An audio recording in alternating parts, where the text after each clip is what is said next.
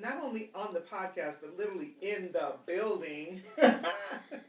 I'm so excited to have you for so many reasons, and this will be a different kind of podcast. I'm positive because we have a different relationship than most of our guests, and I want to be able to share that with people for many reasons. Number one, it allows us to just be able to just talk and be ourselves, and there are thousands of people in our audience who need what you have to offer. So I want to make sure that we talk a little bit more about who you are and what you do. But in the meantime, would you be willing to share with the audience something about yourself they're not going to find in your bio? Yes. So something they're not going to find in there is that I was actually bullied into starting my business. You have to tell that story a little bit more. Can I get a lot more, please? So the things that I do for my clients, helping them streamline and, just helping them with their overall strategy in their businesses, I've done this for as long as I can remember. And so years before I ever started the business, I had friends that were business owners, and I would go to their offices or see the way that they were just running the office, and I would have questions like, well, do you have a filing system for this? Do you have a way to keep track of your customers this way? Are you doing this? Are you doing that? And they would just be looking at me like, no. And so it's like, it's going to drive me crazy to see you operating this way and not step in and help you. So then it was like, I would just help just because it was something that I saw that needed to be done, and, would just take care of it for them. And then it's like the next friend that I knew, I would see something just off about what was going on with their business. And it's like, hey, can I help you with, this? And so about the fourth or fifth, friend of mine that happened to be a business owner, his name is Mike, and he's like, you need to do this as a business. And I'm like, no. I was like, nobody needs that kind of support. And he's like, we need this kind of support. Okay. And he's like, well, what about what you did with this person? What about what you did with this person? And what about with this person? And I was like, but those are my friends. And, I just saw a need, and I just, wanted to step in and help. And he was like, people need this. And I was like, no, they don't. But he wouldn't let it go. And so like that conversation and him just kind of kept nagging, like, you need to do this as a business. When are you going to do this as a business? And then eventually I was just like, if I do this, will you leave me alone? And he's like, yeah, because, we were having the conversation of what I was going to be able to help him with in his own business. Mm-hmm. And so it was just like, okay. So I joke that I got bullied into doing this. Oh my God, that's hilarious. So I think, first of all, whoever that person is, thank you. Thank you so much, because we need this service all day, every day. We need this service. And I am so grateful that you do this in my business. And why don't we just start right there? Okay. Because I don't want to keep kind of acting like we're being like secretive about it. Tell everybody exactly what you do for businesses like myself. Yeah. So, my tagline is that I help overwhelmed entrepreneurs get done without burning themselves out. Censor myself on this particular show. But I come in, and the focus is on the business owner, because I truly believe that in order to fulfill the vision of the business, you have to also take care of the visionary. So it's like, hey, how are you? And they're usually like a hot mess, and they're usually overwhelmed and stressed out, and really just like really anxious about what's going on in their business. And so we talk about their biggest headaches in their business. We then prioritize what we're going to attack. They usually want to do everything. And it's just like, okay, we can do all these things, but we can't do them all today. Right. So let's prioritize what we need to do. Then we come up with a plan to streamline things, to add automation, to fire them from things that they don't need to be doing as the CEO of their business, to come up with a plan to maybe bring in other resources via a VA, or what tools that they need to utilize in order to really make their processes in their business as streamlined as possible. Awesome. I'm so glad that you're able to kind of share with everyone a little bit about what you do. And I say a little bit because what you said is like this much of what you do for me specifically. And some of the things that I find tremendous value in is the workflow that you create, so that I can literally take my hands off of almost everything. There was, and you can probably share with everyone all the things I was trying to do, even up until recently. It's like I do this, then I send it to this person, then I hand it off here, and then I check to make sure it's done. And now there's certain places in my business where all I have to do is send out a link. And once the link gets initiated, all the like magic starts to happen. So how on earth, because I've looked at some of your systems, just, to see what I need to see, whatever. And there's just a lot of, I don't know, there's a lot of things that you probably put into it to make sure that it works well. How did you kind of figure out how to help your clients the way that you're currently helping them? Well,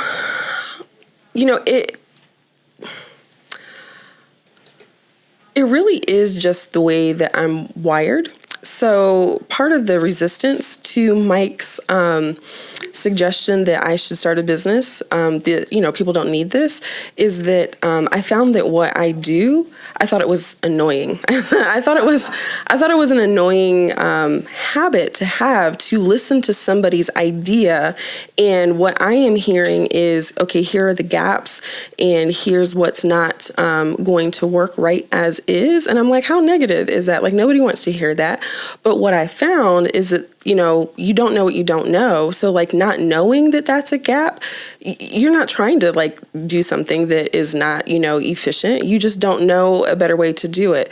And so the details that I put in it, like that literally is just the way that like my brain works. Like I think in if-then type of scenario. So it's like, if this happens, then what? If this happens, and then what? And so then the tools and things that I have and that I use, those things, like they feed into the way that my mind just works, so that I can really like dive into the details of what it is my client is trying to do, and think ahead of, okay, this could run off the rails this way, so then we'll put this in place to make sure that doesn't happen. Or this could be a problem for them, so let's make sure that we're collecting data this way so that we don't run into that. Because that, I'm always assessing risk, right? Of like, okay, what could happen, and then let's fix it ahead of time so that we don't have to deal with the headache of it actually happening. I love that. And the cool thing, I think that the synergy that we have is so beautiful in that I teach people how to go out, network, find their ideal clients, sell, convert those people into new clients. But then, just like you said, then what? Many times they don't have the systems in place to be able to properly serve their clients, to stay in communications, to stay top of mind. I just had, as I shared with you this week, someone respond to a newsletter and said, "Oh my God, your information is great. Like, keep sending them." I'm like, what? I've never heard that before. Yes. But it's because of that consistency that we now have in place because of the work that you do. So although, this is networking school, we often talk to people about how to get out there and make those face-to-face connections and convert sales. I think it's important for people to understand that back end so that when they convert these sales, these people are not leaving immediately because there's nothing in place to get them taken care of, to make sure that they're well served. Yeah. And so, tell us a little bit about, in your opinion, how important is it for those people who are out and about, who are standing on these great stages, who are doing a great job converting new clients, and then what? What would you say to that? Oh, it's super important. Thinking about those details, like you're standing on stage and you're saying, "Hey, go download my new ebook," or, text to join my list. It's, if you haven't thought beyond that, like you're in trouble, right? Because it's like, one, do the tools you have in place, are they able to take on like that new influx of data that's coming in? And when that data comes in, what's the end game with it? Do you want it to just sit there? Like I had a prospect that I was talking to. She had a list of close to 5,000 people, had never communicated with them ever. And it was just like, then why did you go through the process of getting all these emails, right? Like, so you've got to think beyond, what happens just on stage or at your book signing or at this class that you're teaching. How do you want to take in this data? What do you want to do with it? How do you want to progress them along their customer journey? And you need systems for each and every single one of those steps. Can you just say that again for the people in the back, please? Oh my God. I am a speaker. I have been that person. Yeah. I've been that person because I love what I do, and I think I do it pretty well. So it's like getting on a stage and sharing all this magic, and then what we're showing our potential clients is that that's all we are. Fluff, loud, you know what I mean? Really charismatic, but then what? And so I've been that person. It's like I have all this great charisma on stage and up front, and then nothing to support them. And so that was a huge shift for my business, being able to, first of all, recognize it. And I did have an ops manager a few years back that set some of the things in place years ago.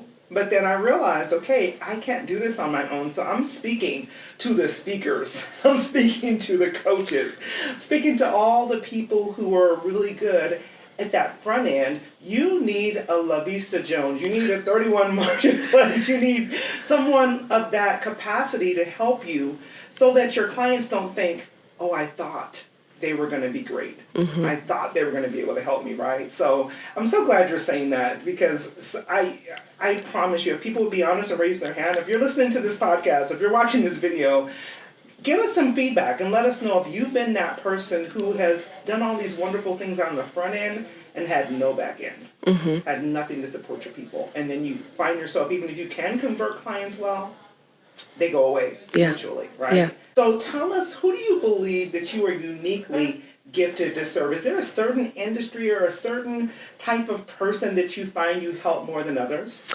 Yes, I am uniquely gifted to serve solopreneur women that are, I call it, at the crossroads of business growth and burnout. They have been operating and doing what they have been doing for so long by themselves. They're the ones wearing all the hats. They're the salesperson, they're the marketing person, they're the fulfillment person, they're the, welcoming committee when somebody comes in to, their program or, a new coaching, client, whatever the case may be. And they're the talent that actually brings in the revenue, right? On top of also being a speaker or potentially an author or all these other things. And they see a bigger vision on the horizon for themselves and for their business. But as they look around at the chaos in which they're operating their business in right now, they know they cannot move forward working this way, right? Something has got to give, something has got to get better. And it's that pain that they feel in that moment that causes them to want to take action, and we're a perfect fit at that point, because it's like, okay, you're in enough pain that you want to do something about it, so let's get to work. I love that. And you're absolutely right, because that's exactly where I was. Yep. Exactly. And so I think so frequently, so what do you say to that person who's in that place, they're, just about to take off, but don't have really all of the necessary tools to be able to move forward, and they are kind of facing that burnout wall, but they've been telling themselves this story: I can't afford to hire someone. I don't think I'm ready for that level of support just yet. What do you say to that person?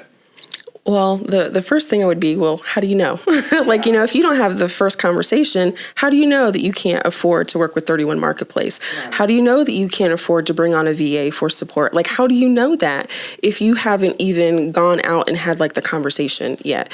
And then the second thing I would say is that you can't afford not to. You can't afford to be on a stage, preparing to open people to come into this program, and you've got nothing on the back end ready, because it's what it's going to show them is that you weren't ready for them, because they're going to see that, oh yeah, I paid all this money, I haven't gotten any kind of email, I don't know when my calls are going to be, I don't know when we're meeting, I don't know, the objectives, they don't know what they're doing. And that's not where you want your new clients to be. No way. And to me, it also signifies that you didn't think anybody would say yes, right? Because you haven't planned. Ooh, that was hard. Oh my God. Love hurts sometimes, right? Truth hurts. But you haven't planned for somebody to say yes. Wait a minute. Back it up. You said you didn't expect anyone to say yes. Yeah, so your planning fell short, right? You planned out exactly, down to the detail, what you were going to wear for, your speaking engagement. You've got your heels, your hair, your makeup, your outfit, your speech. It's perfect. But you're not prepared for anybody to say yes to you. Oh my God. Okay, I could literally drop this mic, but it's not mine. That is so good. good. Okay, that goes into a whole nother room. We're about to take a left turn on this whole podcast. Okay.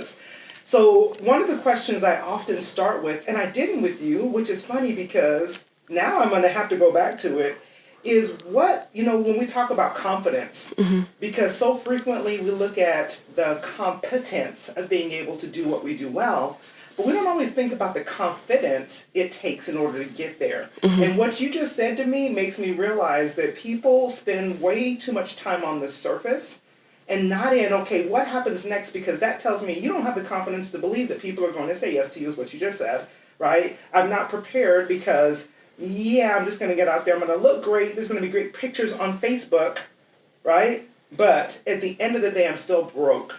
At the end of the day, I still don't have these new clients. And then I'm going to complain about it because I didn't do the upfront work in order to have my foundation in place, in order to have my back end set up to receive. You said a mouthful right there. I don't even know if you realize how important that statement is, because I hope it forces all of those who are listening, especially those of us who are speakers, coaches, authors, all of those people who if you have a call to action, I'm telling you to go back, look at the drawing board and figure out what's the next step and how am I going to take care of the people that I'm really called to serve. Because I think at that point, let's just take it a step deeper. We're doing God a disservice at that point, because what we're saying is, I know you called me, but I don't believe I'm going to be able to fulfill this call. Yep. And so tell me about the level of confidence you've had to come to in order to be able to even stand in the place where you're standing and recognize the gaps and recognize the things that you need to recognize, because I believe it takes a certain level of confidence for you to walk up to that super charismatic, salesperson, coach, speaker and say, I see some gaps, can I help you? Yeah. So, in a former life of mine, I used to be in banking. So I was a former AVP at a pretty big financial institution. And there were a lot of incidents that, just kind of came up. We would call them fires. Like, okay, we have a fire drill, right? And you've got to assemble and take care of it. And one particular day, people who were higher than my pay grade, they decided that my department wasn't needed anymore. And literally, in that meeting, they're like, yep, we don't need them anymore. They closed corporate cards, they canceled flights, they canceled all this stuff. Now, at the time, I managed about 20 some people that traveled all across the country. And in that day, I had someone that was still in flight on their way to Boston. I had someone that was in Texas. They had just touched down in Texas and were mid cab into the to get to their hotel, and then somebody was at the airport getting ready to go. So I'm on the phone trying to get a hold of all these people once I realized all their travel has been canceled. Now, I had two counterparts in Ohio at the time. I was here in Arizona, and as this chaos starts to unfold, my counterparts, they took it upon themselves to start, firing off these really super aggressive emails to our senior management and just really sharing their grievances, right? And it's okay, but that's not going to get my people home. It's not going to get them back on flights. It's not going to do that. And so one of the things that I've realized is that part of my magic is stepping into that chaos. I just have a calmness about it. And so it's just okay, let me assess what's happening, what it is that I need to do to get my people home, make sure that, this person knows not to get on that flight, those kind of things. And so I ended up getting my vice president's credit card and was I'm buying this ticket, for this person, and I'm doing this for this person, and da-da-da. And it literally took me the entire workday to coordinate travel to bring my people home. Again, while my counterparts kind of had temper tantrums, right? And I think it was that moment that I realized, I think differently than other people, right? And so it was just there's something to this that, I'm not a reactive person in that way where it's I ensue panic. It's just okay, yeah, this is a hot mess. The house is on fire, but this is how we're going to take care of it. And you go do this and you go do that, and then everything is going to be fine, right? Right. And so it really just kind of grew from there to, to have to go to a president of a company and let them know, like, hey, you really kind of made a really bad decision in doing this in the way that your department handled this. I need a credit card. I need a credit card to be able to do this. And here's my plan. And so when I started working with private clients, it became, having that level of potential conflict, like it became easier to just talk to like a one-on-one person, like, hey, so this is what I'm seeing, this is what I think you should do. Like even recently, like you shared something with me and I was just like, and you're like, oh, what do you think about this? And I'm like, well, so I don't love it, and here's what I think would be a better alternative. Because, at that point in my corporate career, like that, I think made me, if that makes any sense, because very soon afterwards, I got like a huge promotion, and my peers did not. And, that I think was more of like the springboard of me rising in the corporate ladder with the company at that point. I love that so yeah. much. Share with everyone what it's called, because I'm seeing in my head all the boxes and flows that you gave me when we first started working together. It's like just beauty. And I don't even remember what it's called now. It's kind of like business assessment. What do you call your systems audit? There we go. Yeah. The systems audit. Yeah. So I want people to know what that is, and I want to follow that up with how can people work with you right now? Got it. So what that is we start off with just a session, and it really is talking to the business owner at first, like, how are you? Like, how are you doing? And then, tell me all of the headaches and stuff that you're dealing with. And so that first part of it is really, like I call it like a brain dump. They're just trying to get it all off their chest. Like, this is driving me crazy. This is broken. This is that. Like, this is missing. Like, they usually have like a good idea of what's going on in their business. And there are some things that are definitely causing them some pain. It's like, I want to hear about it. And so we literally walk through every single process in their business. I talk to people who are associated with those things in their business. So if they have a VA, if there's a process owner that's not the actual business owner, like I talk to them.